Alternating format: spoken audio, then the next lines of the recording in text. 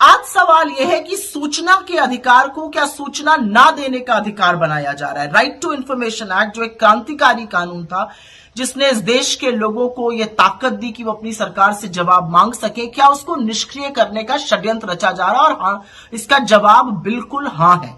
अगर सरकार का बस चले तो ये जो सूचना का अधिकार है, यह सूचना ना पाने का अधिकार जरूर बन जाएगा।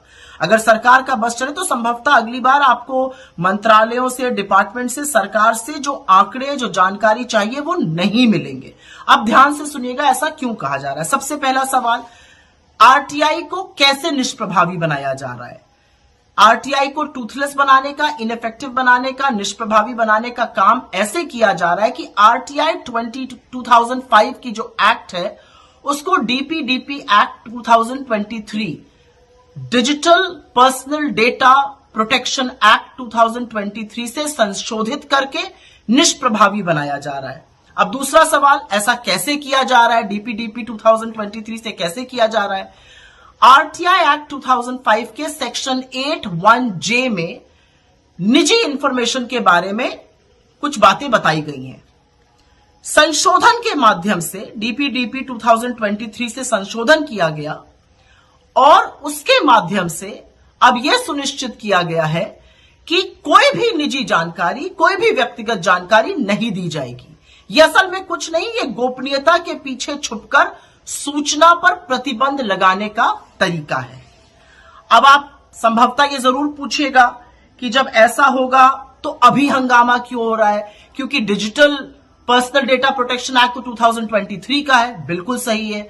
ये डीपीडीपी एक्ट 2023 संसद में तब पारित हुआ था जब अधिकांश सांसदों को, आपको याद है, बड़ी संख्या में निलंबित कर दिया गया था। सरकार ने इसके नियम, इसके रूल्स नोटिफाई नहीं किए थे और उसको सार्वजनिक पटल पे रखकर परामर्श मांगा गया जनता से।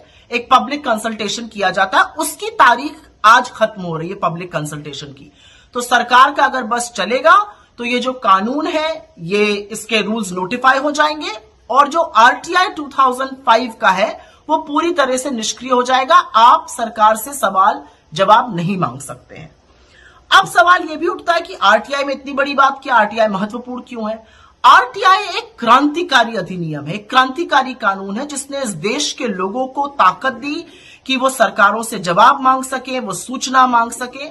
इस देश की गवर्नेंस को ट्रांसपेरेंट बनाया, पारदर्शिता लाए और साथ ही साथ सरकारों को जवाबदेह बनाया, जो एक लोकतंत्र में होना चाहिए।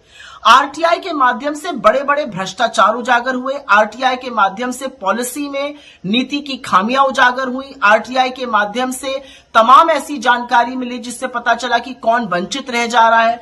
आरटीआई के ही माध्यम से बड़े बड़े मानवाधिकार के जो उल्लंघन होते हैं या जो नियमों का उल्लंघन होता है वो पता चला।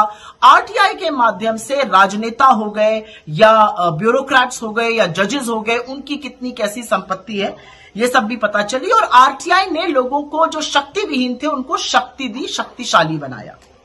अब सवाल ये पूछा जाएगा कि क्या लेकिन आरटीआई में वास्तव में निजी जानकारी या व्यक्तिगत जानकारी देकर उल्लंघन किया जा रहा था? कतई नहीं, ये सफा सफेद झूठ है। सेक्शन 8(1)J पूरी तरह से कहता था कि अगर जो जानकारी मांगी जा रही है वो पब्लिक एक्टिविटी, मतलब कोई जनहित में या किसी जन कार्यक्रम की नहीं है या इससे किसी की प्राइवेसी का, इससे किसी की निजता का उल्लंघन होता है तो वो नहीं साझा की जाएगी। ये प्रोविजन था उसमें और ये बिल्कुल मनगढ़ंत बात है कि उससे किसी की निजता का हनन हो रहा था। तो क्या होगा अगर आरटीआई कमजोर हो जाएगा?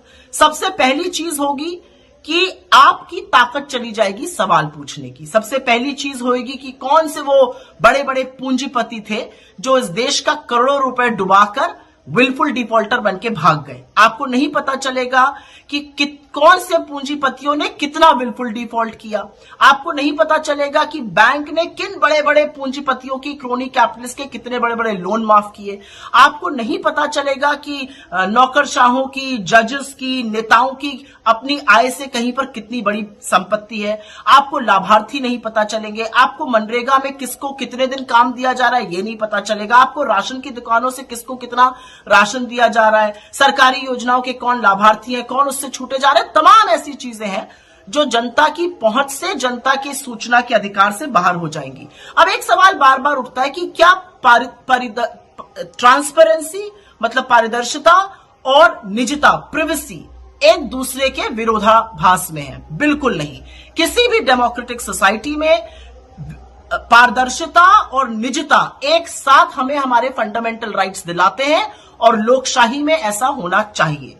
मैं अंत में सिर्फ इतना कहना चाहती हूं कि डीपीडीपी अधिनियम 2023 के द्वारा जो आरटीआई एक्ट 2005 में संशोधन किया गया है, उससे आपके हक, आपका सूचना मांगने का अधिकार, आपकी जवाब मांगने की शक्ति छीन ली जाएगी। और एक बात याद रखिएगा, हम इस देश के नागरिक हैं, इसलिए हमारे हाथ में ये ताकत है। हम इस देश के नागरिक हैं, इसलिए हमें जानने का अधिकार है। अपनी पाई पाई का हिसाब हम मांग सकते हैं। अपने नेताओं को, अपने नौकरशाहों को, अपने जजेस को हम जवाबदेह बना सकते हैं।